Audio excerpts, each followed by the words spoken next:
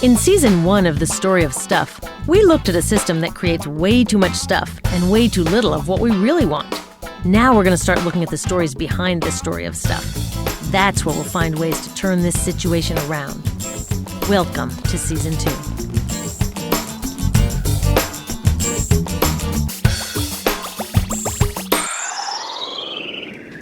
Ever since I learned where our stuff really comes from and how this system is trashing people and the planet, I've been trying to figure out how we can change it. I've read a lot of these. 100 ways to save the planet without leaving your house. 50 simple things you can do to save the Earth. The Little Green Book of Shopping. I thought these might have the answers, but their tips all start here, with buying better stuff. And they all end here, with recycling all that stuff when I'm done with it. But when it comes to making change, this story of going green, even though we see it everywhere, has some serious shortcomings. It says that if I become a smarter shopper and tell all my friends to do the same, I've done my part. And if I don't buy all this green stuff, then it's my fault the planet's being destroyed. Wait a minute, my fault? I didn't choose to put toxic products on the shelves or allow slave labor in factories around the world. I didn't choose to fill stores with electronics that can't be repaired and have to be thrown away. I didn't choose a world in which some people can afford to live green, leaving the rest of us to be irresponsible planet wreckers. Of course, when we do shop, we should buy the least toxic and most fair products we can.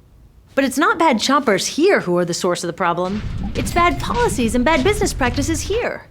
And that's why the solutions we really need are not for sale at the supermarket. If we actually want to change the world, we can't talk only about consumers voting with our dollars. Real change happens when citizens come together to demand rules that work. Look, it is important to try to live green. As Gandhi said, be the change.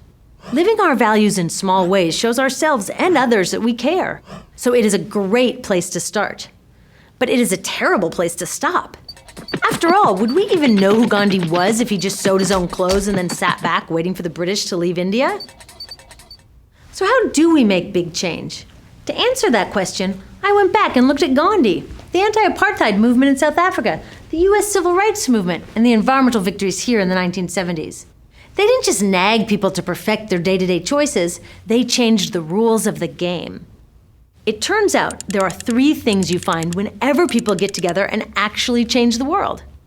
First, they share a big idea for how things could be better. Not just a little better for a few people, a whole lot better for everyone. And they don't just tinker around the edges. They go right to the heart of the problem, even when it means changing systems that don't want to be changed. And that can be scary. Hey, millions of us already share a big idea for how things can be better. Instead of this dinosaur economy that focuses only on corporate profits, we want a new economy that puts safe products, happy people, and a healthy planet first. Duh! Isn't that what an economy should be for? Trying to live eco-perfectly in today's system is like trying to swim upstream when the current is pushing us all the other way. But by changing what our economy prioritizes, we can change that current so that the right thing becomes the easiest thing to do. Second, the millions of ordinary people who made these extraordinary changes didn't try to do it alone. They didn't just say, I will be more responsible. They said, we will work together until the problem is solved. Today, it's easier than ever to work together. Can you imagine how hard it was to get a message across India in 1930? We can do it now in less than a second. Finally, these movements succeeded in creating change because they took their big idea and their commitment to work together, and then they took action. Did you know that when Martin Luther King Jr. organized his March on Washington, less than a quarter of Americans supported him? But that was enough to make change because those supporters took action. They did stuff.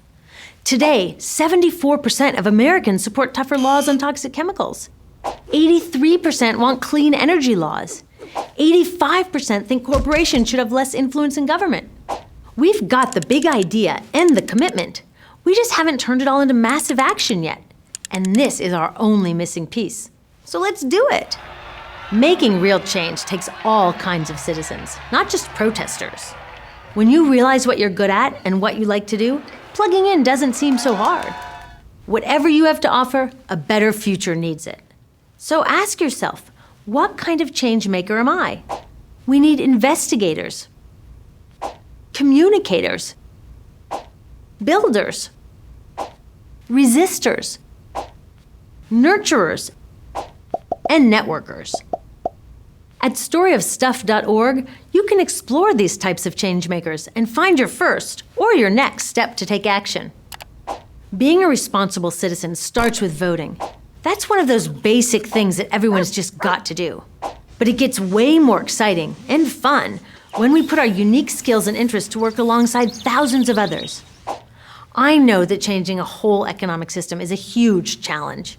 It's not easy to see a clear path from where we are today to where we need to go. And there's no 10 simple things we can do without leaving our couches.